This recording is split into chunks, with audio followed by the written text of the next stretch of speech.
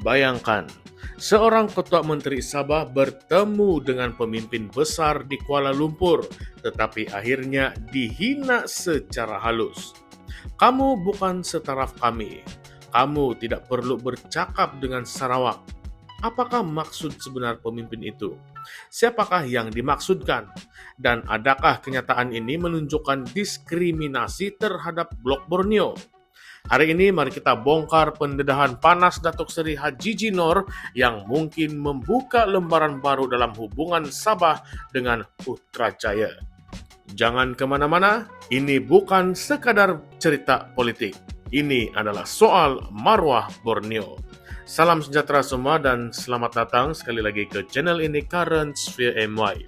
Datuk Seri Haji Jinor, Ketua Menteri Sabah dan juga pengerusi Gabungan Rakyat Sabah GRS membuat satu pendedahan yang mengejutkan semasa menggulung perbahasan persidangan agung tahunan Parti Gagasan Rakyat Sabah pada Ahad 27 Julai 2025.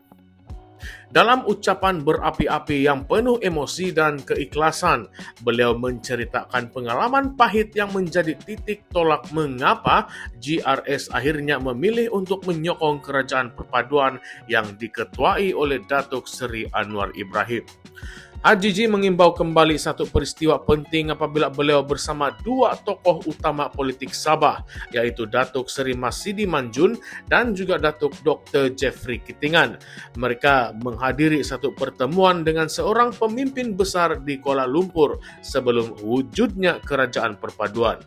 Dalam pertemuan tersebut, pemimpin berkenaan dengan angkuh menyatakan bahwa mereka di Semenanjung adalah master dan menyuarakan rasa tidak senang apabila Sabah berkongsi pengalaman ataupun cerita dengan negeri jiran Sarawak.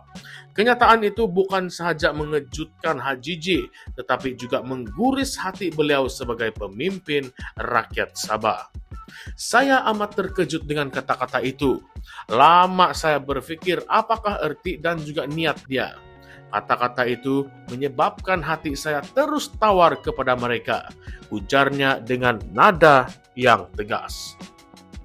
Pendedahan ini mengesahkan bahwa wujud sentimen negatif dan sikap abang besar oleh kepimpinan persekutuan sebelum ini terhadap negeri-negeri Borneo, seolah-olah mereka bukan rakan setaraf dalam persekutuan Malaysia. Tidak diberitahu secara langsung siapa pemimpin yang dimaksudkan, tetapi berdasarkan konteks masa dan juga sejarah politik, kemungkinan besar ia merujuk kepada tokoh dalam kerajaan terdahulu, termasuklah semasa era Perikatan Nasional ataupun Barisan Nasional. Menurut Haji Ji, pengalaman pahit itu menjadi titik perubahan dalam pendirian politik GRS. Beliau akhirnya membuat keputusan untuk menyokong kerajaan perpaduan yang dibentuk selepas pilihan raya umum ke-15 bagi memastikan Sabah mendapatkan layanan yang lebih adil dan juga saksama. Bagi Haji Ji, keutamaan bukan pada sentimen politik yang sempit, tetapi pada manfaat dan masa depan negeri Sabah.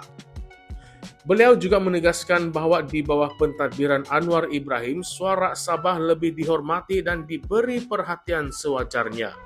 Banyak tuntutan Sabah dalam kerangka Perjanjian Malaysia 1963 ataupun MA 63 telah diluluskan oleh Kerajaan Perpaduan.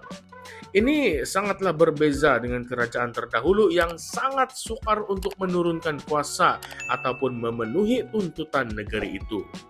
Apa yang kita harapkan lagi kalau kerajaan perpaduan baik untuk negeri kita? Kenapa kita tidak sokong? Soal Haji Ji dengan penuh keyakinan.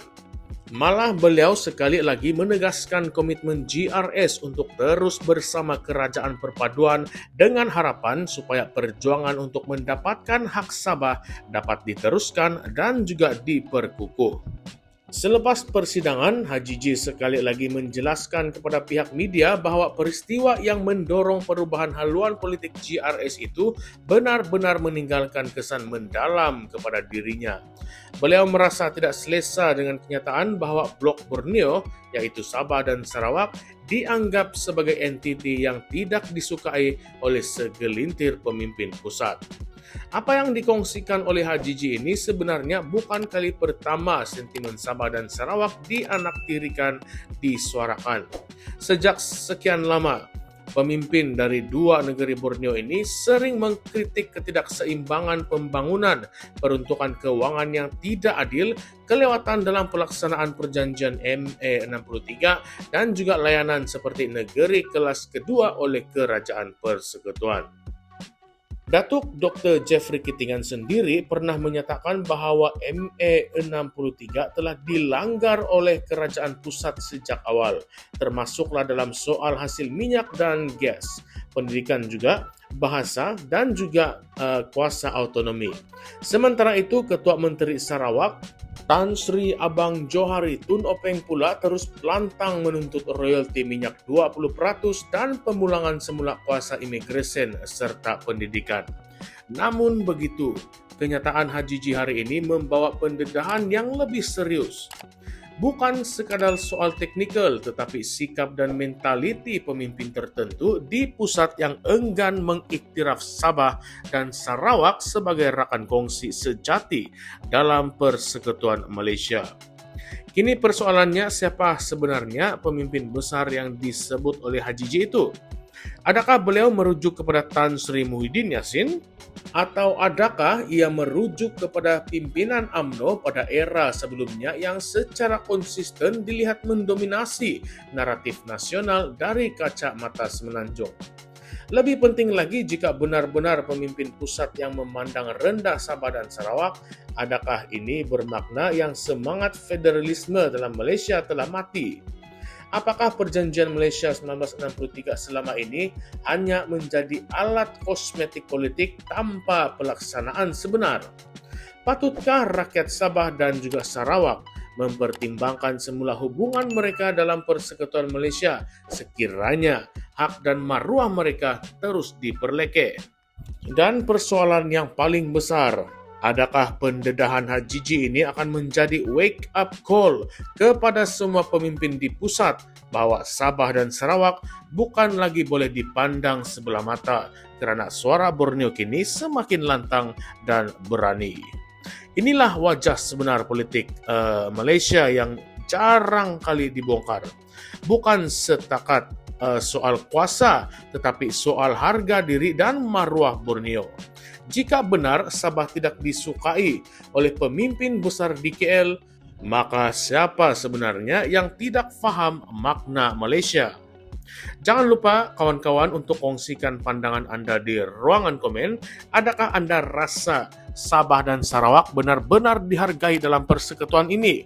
Atau selama ini hanya dijadikan alat politik?